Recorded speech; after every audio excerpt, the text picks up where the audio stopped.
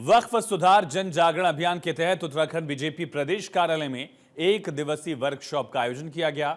इसमें बीजेपी प्रदेश प्रभारी दुष्यंत गौतम समेत प्रदेश के मुख्यमंत्री मौजूद रहे। इस दौरान मुस्लिम महिलाओं ने मुख्यमंत्री का पुष्प वर्षा कर स्वागत भी किया। सीएम धामी ने कहा कि वक्फ संशोधन केंद्र सरकार का ऐतिहासिक निर्णय रहा। लाखों एकड़ जमीन जिस पर वक्फ अपना दावा करता है वो किसी गरीब मुसलमान के हित में नहीं आती। ऐसे में इस संशोधन को लेकर जरूरी फैसले लिए गए। मुस्लिम समाज से जुड़े लोगों के लिए कानून बहुत महत्वपूर्ण है, जिसका हम सभी को स्वागत करना चाहिए।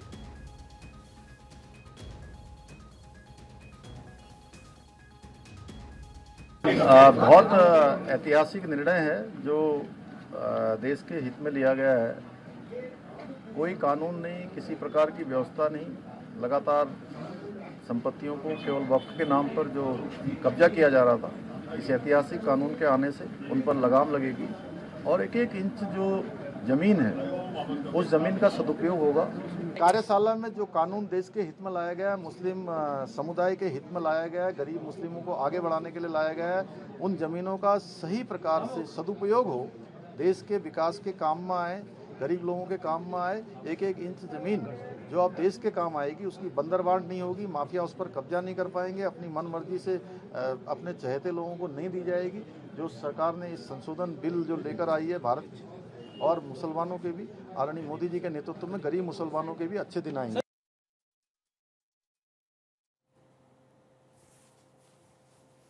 तो सीएम पुष्कर सिंह धामी इस वर्कशॉप में शामिल हुए और उत्तराखंड वक्फ बोर्ड के भी कुछ सदस्य यहां पर मौजूद रहे। वक्फ सुधार जन जागरण वर्कशॉप का शुभारंभ यहां किया गया है। Bureau chief Harish Thapliyal phone line पर हमारे साथ कनेक्ट है। हरीश, किस तरह से जागरूकता लाया जा रहा है इस वर्कशॉप के जरिए? जी देखिए, मुख्यमंत्री पुष्कर सिंह धामी आज बीजेपी कार्यालय पहुंचे और वहां पर जो संगठन की ओर से जन जागरण कार्यक्रम रखा गया था, कार्यशाला रखी गई थी वक्फ बोर्ड को लेकर के, जो फैसला देश की संसद ने लिया है। और इस फैसले को लेकर के मुख्यमंत्री पुष्कर सिंह धामी ने आज बीजेपी के कार्यकर्ताओं के साथ संवाद करते हुए ये सभी को ये बताया कि वक्फ बोर्ड कानून संशोधन में भविष्य में जो मुस्लिम समाज के लोग हैं, मुस्लिम की जो पीढ़ियां हैं, उनको लेकर के मुस्लिम समाज को फायदा होने वाला है। और देश के प्रधानमंत्री नरेंद्र मोदी ने इस फैसले का संज्ञान लेते हुए और इस बात को लेकर के देश में एक मैसेज देना चाहा कि जो आज तक जो मुस्लिमों के नाम पर, गरीब मुसलमानों के नाम पर राजनीति हुआ करती थी, उनके नाम पर जो जमीन कब्जाई जाती थी, वो अब ऐसा नहीं होगा। और मुस्लिम समाज के लिए ये ऐतिहासिक फैसला लिया गया है। और मुख्यमंत्री पुष्कर सिंह धामी ने आज सभी कार्यकर्ताओं को इस बात की जानकारी दी कि प्रदेश में इस बात को लेकर के संदेश पहुंचाएं।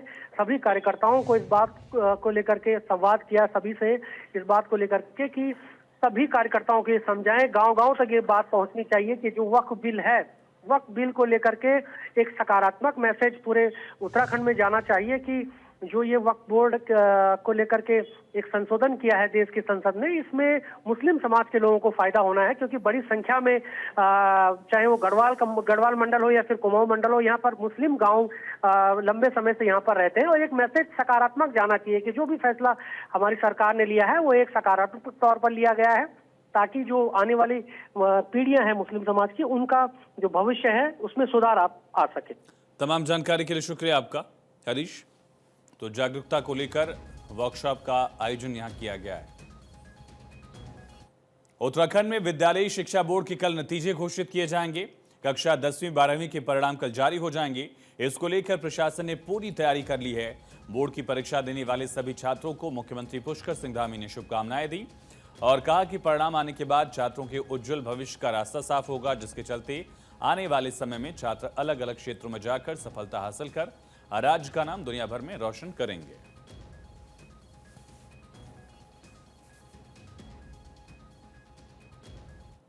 वहीं बंगाल में हो रही हिंसा को लेकर अब संत समाज भी खुलकर सामने आ गया। अखिल भारतीय अखाड़ा परिषद के अध्यक्ष महंत रविंद्र पुरी ने पश्चिम बंगाल की मुख्यमंत्री ममता बनर्जी पर जोरदार हमला बोला है। ममता बनर्जी से इस्तीफे की मांग करते हुए बंगाल में राष्ट्रपति शासन लगाने की वकालत की। दावा किया कि बंगाल में हिंदू अब सुरक्षित नहीं है, वहां से लगातार हिंदू पलायन कर रहे हैं। में हमारे कलकत्ता में कितना बुरा हाल है पश्चिम बंगाल में जब भी आप वहाँ समाचार देखेंगे या आपने वीडियो देखेंगे जो माताओं बहनों के साथ वहाँ अन्याय हो रहा है, मैं समझता हूँ कैमरे पे बोलना उचित नहीं है। और जितने भी हिंदू हैं, करीबन हज़ारों हिंदू ने वहाँ से पलायन किया हुआ है। इसलिए मेरा मानना है कि अब जो है ममता सरकार सक्षम नहीं है, उनको सीएम नहीं है, सीएम पद से बर्खास्त करके वहाँ पे राष्ट्रपति शासन लगाना बहुत ज़रूरी हो गया। उत्तराखंड के कैबिनेट मंत्री गणेश जोशी ने प्रेस कॉन्फ्रेंस की। कहा, उत्तराखंड स्टेट मिलेट्स पॉलिसी के अंतर्गत 2 चरणों में कार्य किया जाएगा। प्रथम चरण में 24 विकासखंडों में 30,000 हेक्टेयर क्षेत्रफल रखा गया है, जो कि 2025-26 से 2027-28 तक रहेगा। दूसरे फेज में 44 विकासखंडों में 40,000 हेक्टेयर क्षेत्रफल रहेगा, जो 2028-29 से 2030-31 रहेगा। उन्होंने आगे कहा कि मिलेट पॉलिसी प्रदेश के 11 जनपदों में लागू रहेगी। 44 विकास खंडों में से 40,000 हेक्टेयर क्षेत्र जो 28-29 से 2030-31 तक है, इसे किया जाएगा। और ये पॉलिसी हरिद्वार व उधम सिंह नगर को छोड़कर शेष 11 जनपदों में लागू होगी। इस पॉलिसी के अंतर्गत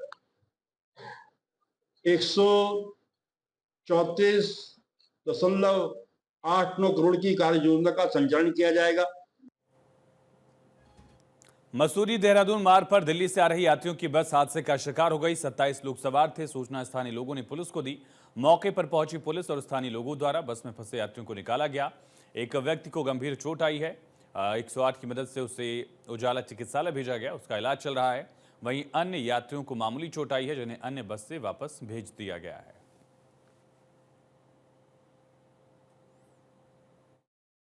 6:30 बजे यहाँ पर एक बस का दुर्घटना हुई और अभी उसमें काफ़ी लोग की चोटें आ गई। अभी सारे सही है। हमने मौके पे पुलिस को सूचना दे दी थी। पुलिस जल्द आ गई थी। सूचना देने के पश्चात ही जल्द आ गई थी। ये सुबह 6:30 बजे के आसपास की ये घटना घटी है। उस टाइम हमें बड़े तेज़ी से एक बड़े तेज़ शोर हुआ, जैसा कोई बम का धमाका हुआ हो। तो हम तुरंत अपने उस पानी वाले मोड़ की तरफ गए, तो वहाँ जाकर देखा कि वहाँ एक बस पलटी हुई थी और हमें लगा शायद रोडवेज बस, लेकिन वो रोडवेज नहीं थी, वो प्राइवेट बस थी। दिल्ली से कश्मीरी गेट से आ रही थी और मसूरी जा रहे थे। लगभग 27 लोग उस बस में थे और एक वहाँ थोड़ा ज़्यादा घायल लगा कोई एक व्यक्ति।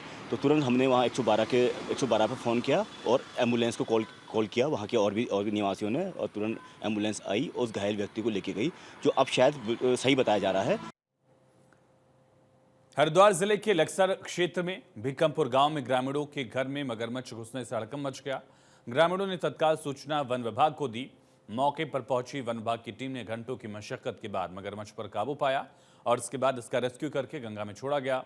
मगरमच्छ का रेस्क्यू होने के बाद ग्रामीणों ने भी राहत की सांस ली है।